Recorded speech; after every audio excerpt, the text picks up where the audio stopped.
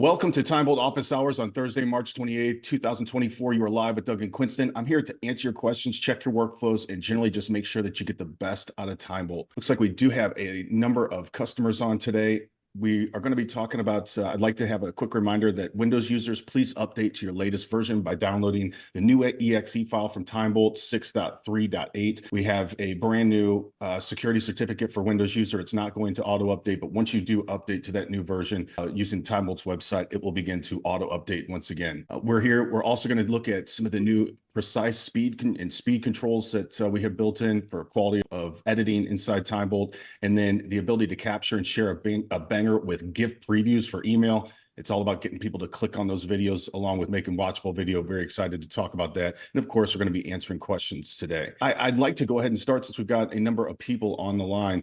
If anybody has any specific questions. Yes, I have. Great. Could you just give us a little, before asking the question, can you give us a little bit of background about how you found TimeBolt and what type of content you make? I found TimeBolt maybe before 3 years ago. He was on last time, right? You were on last time. On the last call. It was on the last call. I think I found the video on YouTube. That's right, Mark. And remember from last week. What can we help out with today? I have a few questions. The first question that I have is how we can use batch processing. For what outputs? Are you talking about XML or like normal videos or MP4s? Maybe both. The current version of TimeBolt has a batch processing option inside the multi-file utilities option. It's called batch processing, but that just supports video files to be rendered inside TimeBolt. It doesn't have XML export. It just has video exports. And let's say I go into multi-file utilities, batch processing, and I go inside, and let's say select maybe these two files. You can select multiple files in this. Okay. Select these two files. You can open them up. And once you open them up,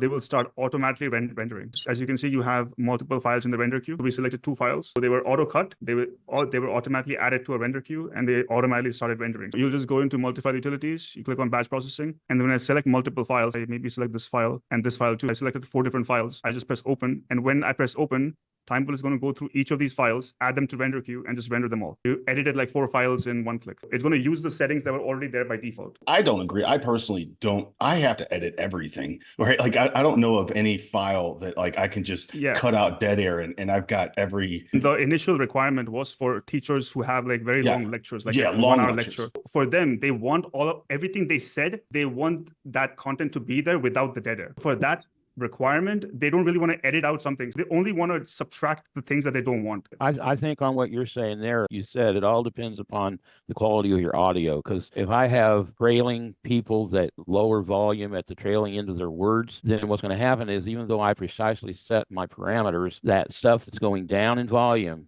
is not going to get always precise. So it's all dependent upon, I think, the quality of your audio. Do you agree?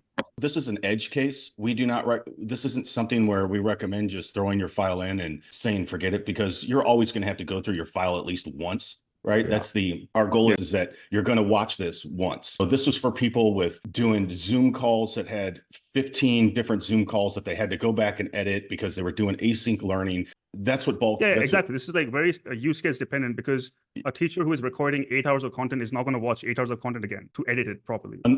Especially if they have 8 of them. Like they can't. Yeah, they would come 8 videos 1 hour long. Nobody's going to, and that happens every day, right? Because a teacher is going to be teaching 8 hours every day, so they have almost no time to edit until they get caught up, right? Until they get caught up. Like after they use this batch, they would cut out all their, and then they'd be like, oh wow, I could do this every week because it actually doesn't take that much time to precisely edit and categorize for YouTube inside TimeBolt. So it's almost like a catch-up mechanism for people. At some point, batch may be used to create XML documents, which are itself non-destructive, that at that point, you could maybe do a bunch of smaller shorts that you then wanted to edit and design in another program, but didn't want to go through all the cut process because you have 100 files.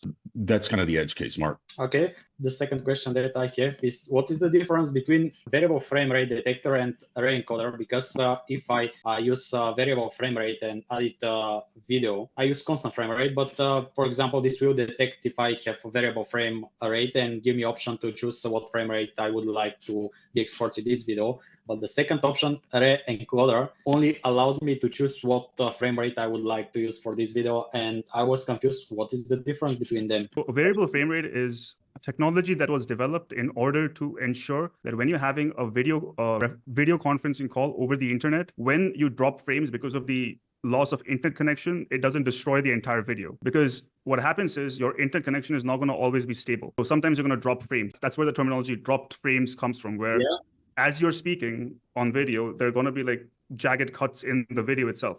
In order to make sure that the entire video is intact and playable, and not completely destroyed, VFR, which is variable frame rate detector, was invented. The problem with VFR and editing programs, and I'm talking about every editing program, Premiere Pro, Final Cut Pro, anything that has variable frame rate video is going to have timing issues. When you make a cut somewhere, because frame rate is used to calculate what second the cut is at. If the frame rate is not constant, imagine your frame rate for the first 5 seconds is 20 frames per second. The next 10 seconds is 35 frames per second. The next 10 seconds is 60 frames per second.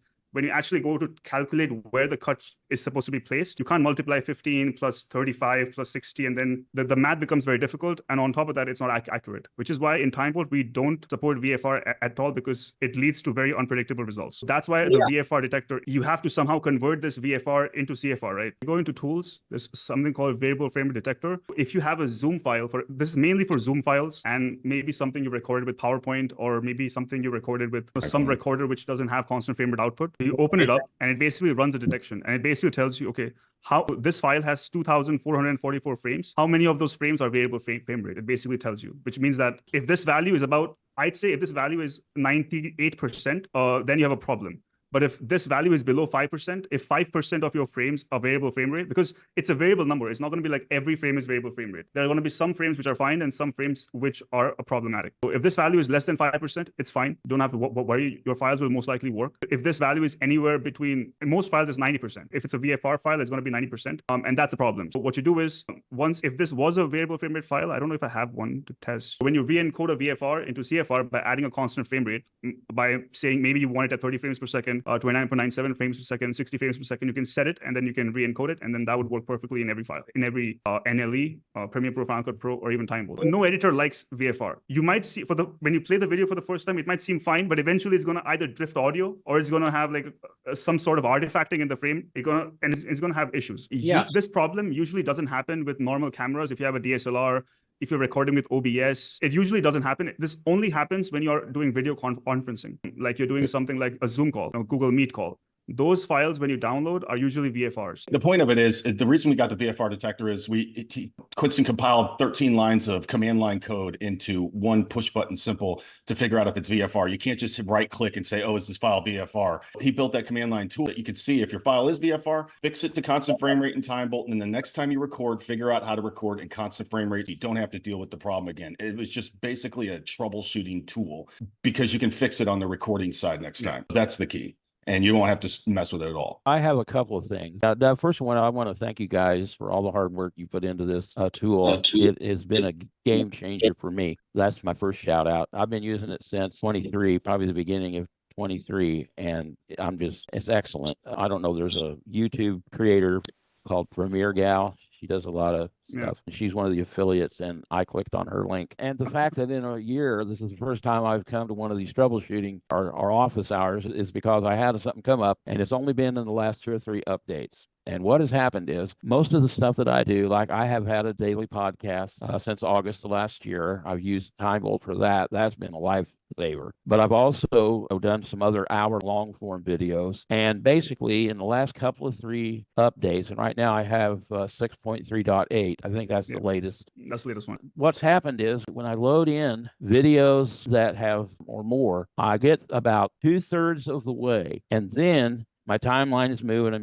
What it amounts to is that I get about 2/3 of the way through chunk 1, and then everything just stops. Everything just freezes, and I can't go to the next chunk. I can't back up and restart the timeline. I can't do anything. Can you show us what's happening? Well, believe it or not, I spent the last hour on, you always give an example of something, then when you actually try to do it live, it doesn't work. There was an issue in 0.7 that we fixed, where the first cut was not able to be edited. This was what we did was, it might not seem like a revolutionary update, but the last update, 0.8, 0.7, we changed the way the entire timeline works. Basically. And we made it like, I don't know, 30% faster, essentially. When you press the up key, just like, but there was one bug which we missed. That bug essentially was that when you, as you said, you finish the first chunk, you come to the next line, the first cut in the next chunk, that part was not editable. You couldn't edit that part. That was one bug that we had. But As soon as we realized, we launched the 0.8 version. I think the bug that you had was the same one on the 0.7, and on the 0.8, it doesn't exist. I've spent the last hour waiting on this time editing a video I did yesterday. It's over an hour long, and I have to admit that it wasn't there. So maybe this was 0.8. I know what you're talking about because I'm the guy who fixes everything. So I know exactly what you're talking about. Okay. Well, that's good to hear. I do have a couple of other questions. Number one, when we're setting our settings down here for the silence detection, let's say for an example, filter sound below such and such a level, you have like minus 38.000. How granular should we get in setting that? Because let's say I have a timeline, and like I mentioned earlier, I apologize if I shouldn't have said anything earlier. I just thought this was an open discussion. But anyway, no, you can say whatever you want. It's fine. Where you have those. I'm sorry for yelling at you. Well, This is what we're here for, man. We like to blame our customers for the problems. Well, that's the best way. But with that trailing audio, where it will not quite get it, like you'll have the end of a phrase or the end of a syllable, and it won't quite get that. It'll either block it out or just not get it. Like, let me see if I can. It's better if you pull up an example. Let's look at your file. Let's knock it out right here because we can explain theory to you. It's really testing between minus 30 to minus 42 dB. You just play around with those numbers and don't mess with left or right padding. And that's how you get to a granular. Here, let me show you an example. Okay. Right here, when I first started this Zoom call, I got this piece right here. Right. This doesn't mean anything to me. This is what it auto calculated. What I'm going to do here is I'm going to try, I don't want this piece. I'm going to try like minus 35 dB. Okay. I hit update silence detection settings. If you want it to be more green, like if you want to get more green values, then you make it more negative. Okay. But the crux of my question is what you just now did. You're dealing in whole numbers. Okay. Yes. I would deal with whole, unless the math comes out and it should work like 90% of the time. The math should be absolute precise when you drop this in. Like this was a special case because when you get a Zoom call, you typically have 6 different microphone levels that you're dealing with. As you go through this, it changes. But when it's typically just your own microphone, the math is going to be right. Anything between minus 30 to minus 42 dB, just play with the numbers. I have a hard time with the more equals so more more green. Negative is going to be more green, less negative is going to be more red, less green. Right. It's sort of inverse. I played with this for a while, and I have to say I watched your tutorial videos a dozen times before I actually got it in my head what I was doing, but I eventually got there. As you saw over here, right? Before it was minus 39, and that's why the small portion was there. So the green was wider. And when he made minus 35, he basically made it less negative, which means it became less, the greens became smaller. And the other thing, one more thing is that TimeBolt does not detect in decimal levels, by the way. It will never give, it used to give you a dot decimal value, but we stopped doing that because it didn't matter as much. The decimal values are not really that important. You can do it, but it's very rare that you will actually notice a difference. Yeah, that's been my experience. Let me go on to my next question, unless, Doug, you have something else you want to do here? Or... Nope. Okay. Ready for your next question? So my next question has to do with the timeline. And I'm used to Premiere Pro, where I can zoom in on the timeline. And I'm an old audio guy, I'm radio editing and everything like it. And I'm used to being able to zoom in on the waveforms and get more precise in where I place my splits. Is that possible with TimeBolt, or are we just stuck with what we get as far as what I'm talking about? Like if you're in Premiere Pro, you can zoom in on your timeline and you can get really on where your cuts are going to be on your audio waves. Are you able to do the same thing in TimeBolt? There are two things to this. One is the technical aspect and one is the philosophical aspect. I don't think TimeBolt is really meant to get that granular. If you want to do incredibly precise editing in that sense, then you're going to have to spend a lot of TimeBolt. And our philosophy with TimeBolt is not for you to spend a lot of time in there. The whole philosophy is to put a file in there, get your cuts, keep what you want, and then move on. Like, we don't want you to spend a lot of time in TimeBolt. That's not the philosophy. And from a technical aspect, because of the underlying platform that we're using, there are certain limitations to the performance of how far we can take it. There are limitations when it comes to the technical aspect also, but I would say it's more of a philosophical decision rather than a technical one, because I could spend time making it, but because you can still control it to a frame level. If you use the right, left arrow keys or tick in there, you can still control it to a very high degree. And I really don't see a need to have it so precise, because you can control it to, I think, a 0.01 of a second at the moment. Let me make a confession here real quick. Yeah. I have not used the Umcheck feature because that's a paid feature, right? Plus, some of the content I work with, I have to be careful of other security concerns. My idea is that I don't want to send that out over the internet and then have it come back. But I just want to thank you once again for an excellent product. It really does the job that you promised. Words mean a lot. Thank you. Yes, thank you, Randy. Appreciate you showing up. Feel free to stay on and stay here with us. Thank you for choosing TimeBolt for sure. Greg, How you doing? Remember Hey, Greg guys. from Yeah, I know. LinkedIn? Good to meet you. Dude, have you had a chance to it sounds like you've had a chance to jump into TimeBolt and you're doing some work with the shorts. I picked up TimeBolt 2 weeks ago. Absolutely love it. I think it's so good. I was using a previous app to do my first pass editing. I won't name it because I don't want to upset anyone on that team. But Oh, it's fine. We love people naming. I know I'm going to keep it clean. But in these 2 weeks, I've stopped payment to that previous app and I grabbed to TimeBolt as my primary first pass editor. I'm not blown away with it. I think it's really great. And what changed? What is it, the basis of sound detection versus some transcription tool? And can you give us a little bit of contrast? People, this is the thing, is that I think there's a real opportunity in the marketplace.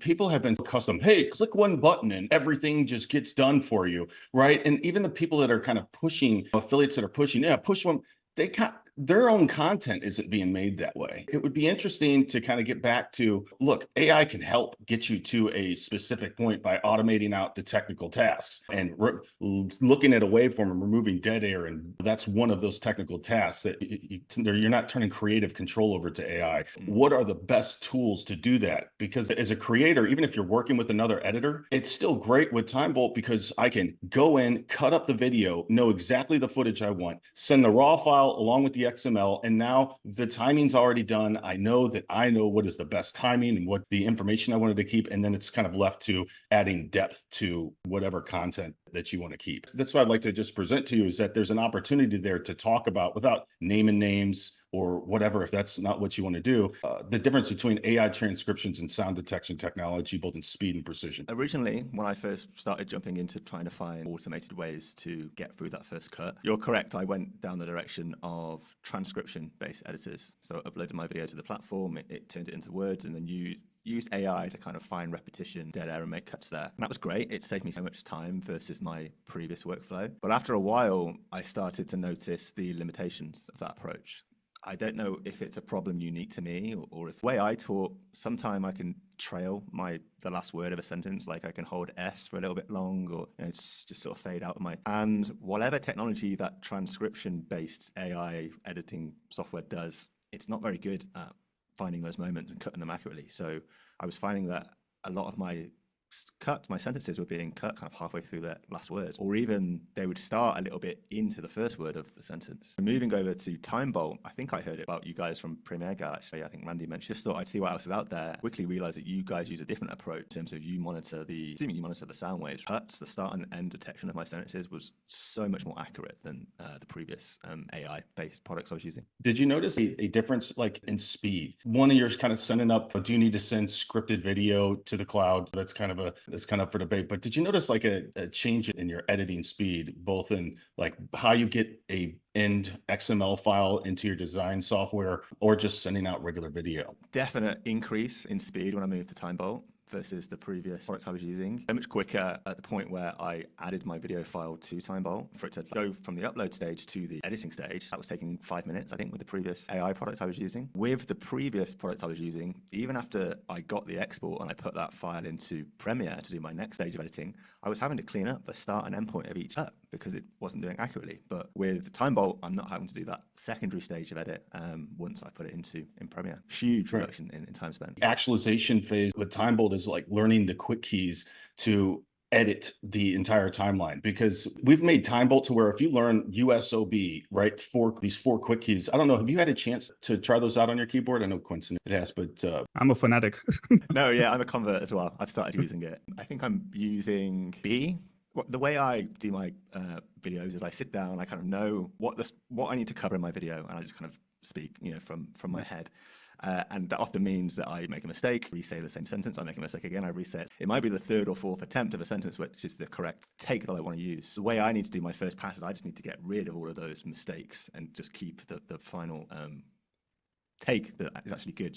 What I'm doing is I'm putting the playback of my video to sort of 3x, 4x, watching it really quickly and hearing myself go through these takes, making a mistake, and as soon as I get onto the next attempt, I'm pressing B to get rid of the old attempts. So nice. I'm hitting B a lot. That's pretty much my main shortcut. B is awesome. Yes, no, the back cut, and that's what I just wanted to know while you're here, because we're here to help speed up your workflow. The B key and then the O key is that you screwed up and you still got some time to left. You hit O, it jumps to the next scene. And if you're editing your whole timeline in TimeBolt, right? When you export, this is the time that you have. Do you chapter for YouTube, A? And have you seen the chapter function inside TimeBolt? I do manually type chapters into my description box on YouTube when I upload videos. No, I didn't know that TimeBolt did chapters, and that's news to me. I'd love to hear more about that. Let me show you real quick. What you're doing here is all you're doing, our goal is that you only watch your footage once, okay? You can do additional enhancements. After you get your automations correct, you got your silence detection settings. If you're gonna run Umcheck, it sounds like sometimes you're making unscripted video, over 10 minutes, run Umcheck. So now all of your base cut is done. It's just a matter of what do you wanna keep and what do you want to cut, keep, or enhance,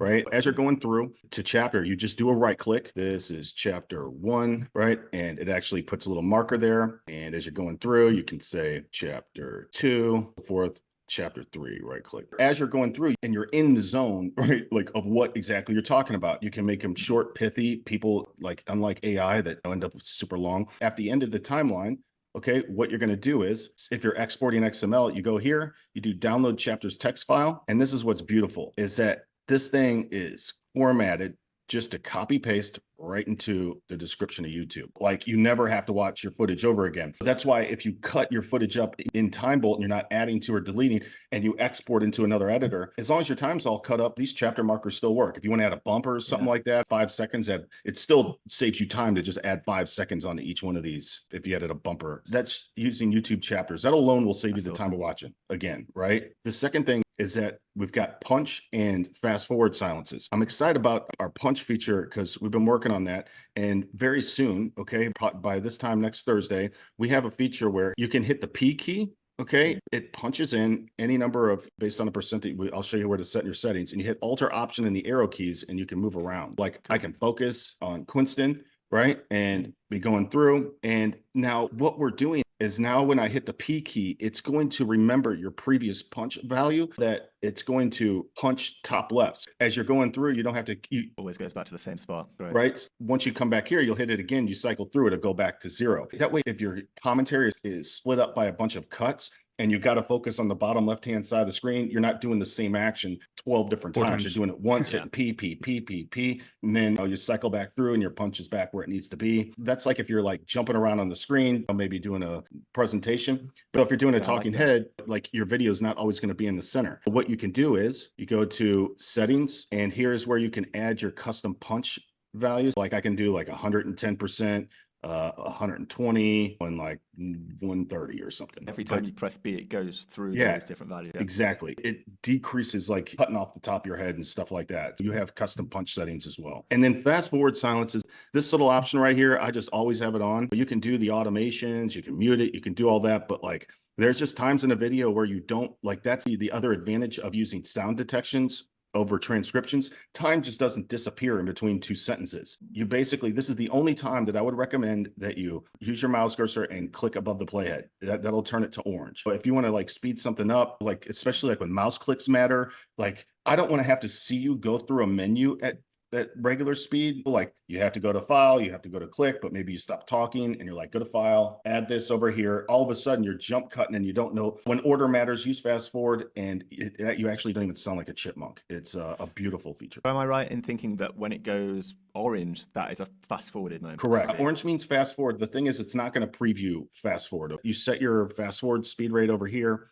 it just won't preview. What's nice about fast forward, this fast forward will also export XML or plugins. So for Adobe Premiere, it actually shows that that's the only time it doesn't actually export the fast forward itself. It exports as a color. So you can go back and say everything that's a orange color, speed up by 3x inside Premiere, and that all works. In XML, it actually bakes it into the XML file itself, the speed ramp. Can you set the speed at which it fast forwards by, or is it just predetermined by TimeBolt? Oh, Right. it's here. Okay. Yes. Gotcha. This is, if you put it 0.5x, it's actually going to slow it down. This is the only way that any video ever gets slowed down by TimeBolt. TimeBolt does not add time to video except for right here. It's all about subtraction. And you can mute it or unmute it. I typically leave it unmuted because it doesn't have any like break in sound, and it doesn't sound bad. It's just like layering in, texturizing in time design. So there's punch, fast forward, add your chapter markers. And then if you want, I don't like, let's say you have a vertical video. We hire female models, so you don't have to look at my face every time. Okay. We're going to get good at this, gentlemen. Okay. We care about you. We've got,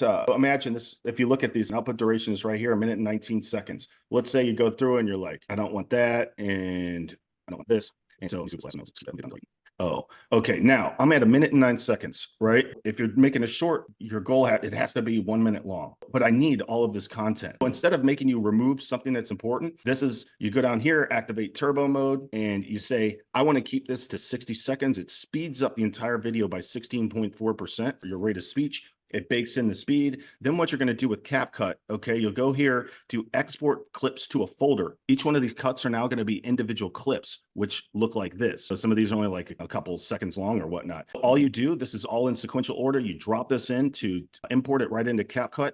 And now all of a sudden your captions are extremely accurate because all the crap's gone. It's easy. You end up in CapCut with a cut up timeline. You're dropping in transitions, applying effects. It's the fastest shorts workflow for people with a computer and a phone. I've done that before. I had to do that manually before in Premiere, where my short is 1 minute and 4 seconds. I've had to select all the clip, click into speed iteration, and do them. Actually, I think I had to do it one by one to get it in the 60-second limitation. Yeah. So that's great that it can be done in one click in TimeBolt. That's awesome. And usually with the short, right? Like the reason why we don't mind saying export as clips, not XML, because it's going on a phone, right? So you don't need 16-bit Ultra 8K on a phone. You can use the good enough rendering inside TimeBolt to create the clips. They're going to look great on the phone with a decent looking source file. That's why we're not recommending like doing XML in that, because you also XML won't bake in the turbo, right?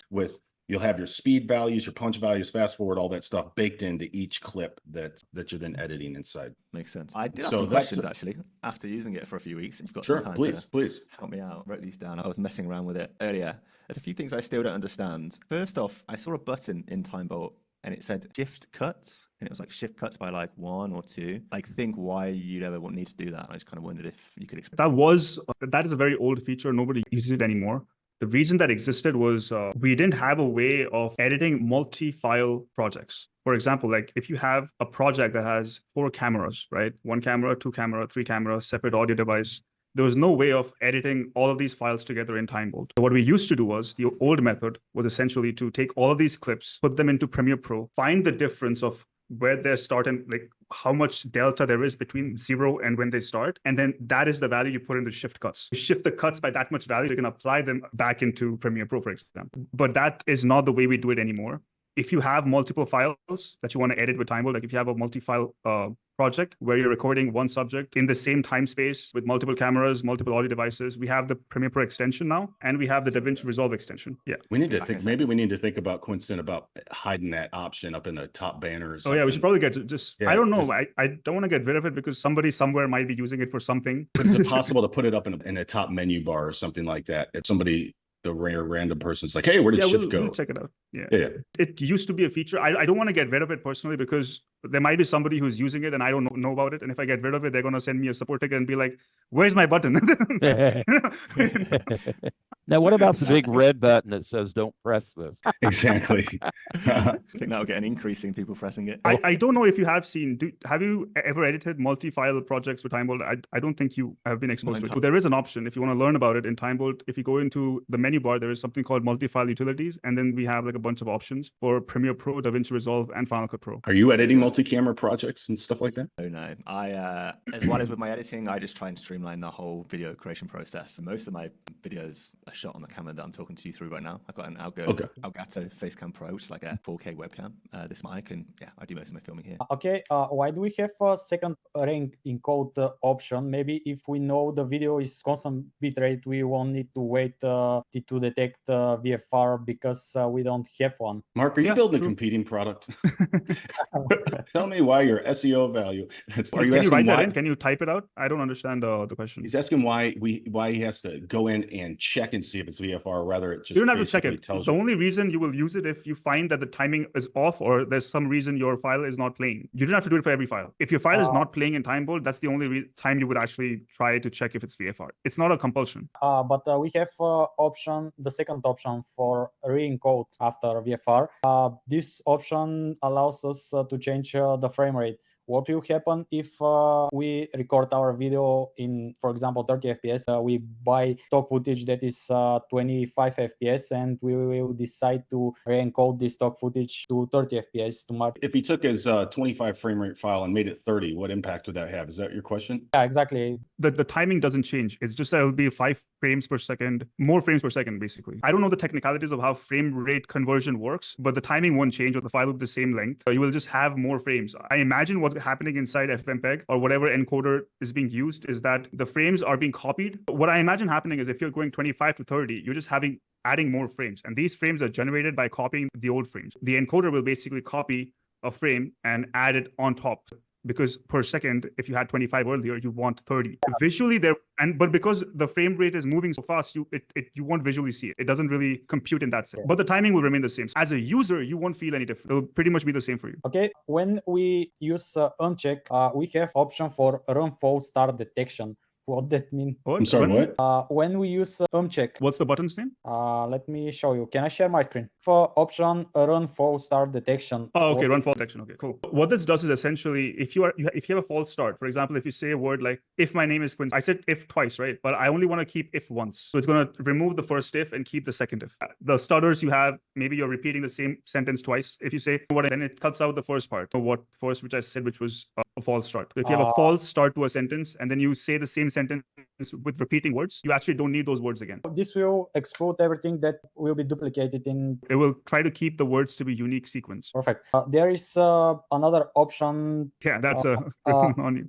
Move non-human sound clip from time on. What that does basically is that if it only keeps whatever the transcription detected and removes all of the things that the transcription has not included in the words. If all the words that you have in the transcript, everything apart from outside those words is removed. Like, for example, it's great for like jet engines, airplanes, talking in front of a car, like where you have a lot of sound going on behind you. Yeah. And the sound detection is, you can't just rely on that for example, if you're recording like a motorcycle review, right? If you're reviewing a motorcycle and you're revving the engine and talking over it, the bass cut in TimeBolt doesn't really recognize sound like that, because it works on the waveform, right? You won't be able to distinguish between words and actual sound, like background sound or engine sound. What that feature does is essentially it takes the transcript and removes the parts where the words aren't spoken. If the software do not detect, if you could stop sharing, just if the software do not detect these words that we say, it will automatically remove them. All right, perfect. Excellent. Michael, how can we help you today? Good to see you again, sir. Hey, good to see you.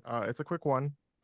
Essentially, I just wasn't there I'm trying to get rid of Loom. How can I record and then upload the recording? I just wasn't sure on how to. I didn't see where that was. Right on located. cue. Can I please show it, Quinston? That's funny. This is what we like to do. You don't need Loom anymore. And I'll even show you. All we're going to do, you got to go in and enable permissions just like any other recorder, right? You go in, enable permissions. If you don't see a camera or your audio doesn't show up or you can't press play, that means you have a permissions issue inside your Mac and you just need to enable permission. Yeah, for that, you can go into settings. You'll go into, oh wait, you can't hear me? Yeah, like your mic's going out. Yeah, there's something wrong with the microphone. Well, I do have it like enabled, like it shows up my webcam thing. You've got, so everything's enabled. We'll just assume that that's the case. You can put it on obviously any screen. The innovation here is you can capture in high quality or low quality, depending on how you want to share. If it's just a quick video that you're sending to a colleague, there's no point in capturing a 300 megabit file. You might as well go do normal quality because it's going to be 10 megabits, not 300 megs, which means that it's going to be faster to upload and easier to drop into Slack or hell, put it in iMessage, right? And I'll show you what you can do there. I'll just do standard, hit start recording. Now, all that's just going to go away. Talking about TimeBolt over that. But then with this thumbnail, I'm just getting some content here, okay? With this thumbnail, you can move it around. Oh, sometimes wow. you might say very soon, like it'll go really small. Very soon, what is going to happen is these blue buttons are going to go away and you're going to double click it and it's going to go full screen. The cool thing is that you don't have to go to another button to hit full screen, even though it's not a circle, but you don't have to like stop your stream and go, you double click this, you stop talking, you go full screen, you give your presentation. Now you stop talking again and you go back to your screen. That's how you can jump scenes. Imagine I get done. I can go up here. If you can't find how to stop recording, this is where you stop recording right here. Hit this button, okay? I can save it as anything. I usually just don't even save it as a name. Throw it in a folder. It downloads and then auto pushes into TimeBolt. Okay. Auto pushes into TimeBolt, and here's our conversation. From here, it happens fast. Like you can go through, make sure that this is put at 1.5x. So the drill here, USOB, you're just basically doing a quick view. You're like, oh, I don't need this. After you get done doing your quick edits, if you do anything at all, it'll be nice that you don't have any dead air because it's already cutting out 24 seconds of a minute long file. And I was talking the whole time, basically. What I do here is activate turbo mode. You don't have to do this, but who doesn't want to talk 12% faster? If it's to Quinston, because I value his time and he knows me, I'll put this at 1.4x. Let's just do that just so you can see like what it looks like sped up. Now, at this point in time, I can either export my video and it'll download to my computer a video file. I'll do that in a second, but I want to do this and I want to hit export and upload to an unlisted link. Okay, send a banger. That's what this is, our banger link. As you can see down here, it's rendering the file, throwing some turbo mode on it. Now, with faster than it took to record live, like I can copy a link right here and I can throw this into, I can take this link, I can throw it right into iMessage, for example, just to show you. Look at that. I got motion GIF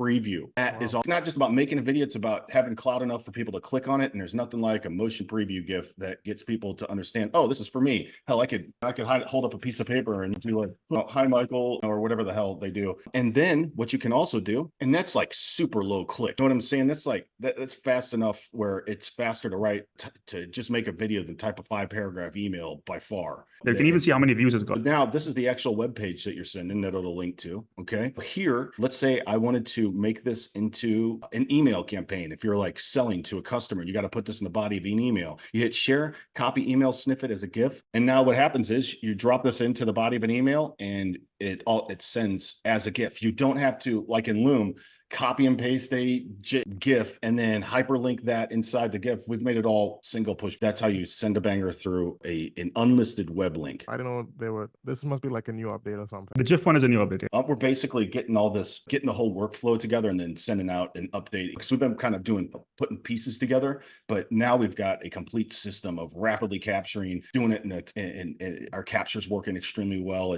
User flows are working optimized, and now getting down to, hey, how do I get people to click on this link? We do that with a GIF. If you just exported the video to your computer, okay, you're already saving the raw file. You'll have the raw file, but just to kind of give you context for how big a minute-long video is on standard. Well, I wasn't aware that I had to click on turbo mode because I wasn't sure if I needed turbo mode. Oh, you don't need it. Like where can I click on to get the link to upload? It's that one over there. Export and upload to unlisted link. Oh, okay. Yeah, okay. you don't need turbo mode. But here is this file, and it is 8 megabits in size. Video is going to save indefinitely, or does it have an expiry rate? The way, obviously anything saved to your computer is all yours, but if you send a banger, the idea is it's a quick video message. We're not like a YouTube platform, so it's going to auto purge within. If you need something that's going to sit up there and last, use YouTube or some other platform at this point in time. But for like quick video messages, do you see a problem with that? Like, what do you think? Well, how I use Loom is, it's a myriad of ways in which I use Loom. Sometimes most times it's to send a quick little message, whether it's to my editor or whether it's to someone I have a group coaching program. In my group coaching program, someone may ask a question and I'll just answer quickly with a Loom video. Now, sometimes I see people, it's currently in Facebook, I would see people click on the link, watch it, and then I'm like, okay, it's done. But then I'll get more comments under the videos like a couple weeks later. And for that reason, I'm glad that the video is still there, stored in Loom, so that I don't have to redo the video again for them. That might have been the only thing, but most times just a quick video to answer a question. But what happens is most times if I realize, okay, that question has been asked numerous times, I'll just create an actual tutorial video and upload it into my course. Yeah. But that'll be the only reason why I may have wanted it to kind of just allow, I don't have to recreate it. But if that is the case, I just add it to my course. So it's not a big issue. Perfect. Well, please take a look, use that technology. It's something we haven't really marketed heavily yet. It's not even like on our homepage of our website. People don't really even know that it's there. But our user flows are at a point now where we think we're competitive, certainly with making watchable video. That's the key, is like, how do you make it watchable? I got a 30-minute unedited Loom video and about blew my top. No one wants that. I am not going to watch a 30-minute raw unedited video unless you look like the girl that sent it to me. all that goes out the window. Are there any additional questions, Michael? No, that was it. I just wanted to find out how to use that. And I'm gonna get rid of my Loom subscription and see how this works. Rock on. Please do it and let us know. Thanks for choosing TimeBolt and joining us again. Love having you on. Mark, how are we doing? Do you have any additional questions? I have last question. Can I share my screen? Can you see my screen? How we can use this button Okay, merge so or that is for when you have just go at 5 seconds and press S. Go at 5 seconds, press S. Go at 6 seconds and press S again. Okay. And then click on that merge button. So now you'll That's a see good that question. it basically Don't forget that option, Michael. I'm sorry. Michael, before Yeah. you go, merge detection shorter than this question that Mark's asking. merge It's a really good one. consecutive cuts. I used it recently. That's been a live, so I'm just not having to Forget do really. so XML. So basically, when it joins. If you have multiple greens or reds, one after the other, you can just join them. Yeah. And the point of that, and I always forget to because I just really use it. If you export XML, you want that button because here, can you stop sharing? okay. Because otherwise I see me in a big matrix thing. But once that happens, if you export XML, you don't like if you kept cuts, you still end up with the cuts in the XML. Once you've edited your entire timeline, hit that button before you export XML, it'll just even clean up your XML that much more, which Okay. happens to It matter a lot. gives you nice big blocks. We have option shift cut, and we have option to enter number. What will happen if we add some number? Like what number? It's positive numbers right now. Let me show you. We have shift cuts. We have the same feature here, and after we add negative and apply JSON, this will shift cuts our videos one each other being resolved, for example. But we have another button here for Yeah, shift this is cut. for existing cuts. Yeah. Can you show me? You can any- put whatever you want. You can put 0, -1, 10, 20, any number. This is only apply for one view. I'm not okay. And what will happen? You don't Nothing. really If it need was- that, right? You don't really need it. Nobody uses that feature anymore. It's part of the shift feature that we were talking about before that no one uses because we've got extensions and you really don't need it. And it just shifts your timeline cuts one by the amount that you're saying. If you did something like that, it wouldn't make any sense. It would throw all your cuts off. So there's no point in doing it. Awesome. Mark, we do appreciate all the questions. You're a very thorough man, and you're going to be a bigger expert on TimeBolt than I am by the end of this thing. Please come back and I'm sorry. You're the expert. I'm only the people that use it. No, it's great. You're deeply learning how to use it, right? We appreciate that. Love to hear what your feedback is after you continue to get in and have some time with TimeBolt. Please come back anytime. And that does it for TimeBolt office hours on March 28, 2024. Don't forget to hit the like button, subscribe, and of course the notification bell when we go live, and we're out of time. Thank you very much. Bye.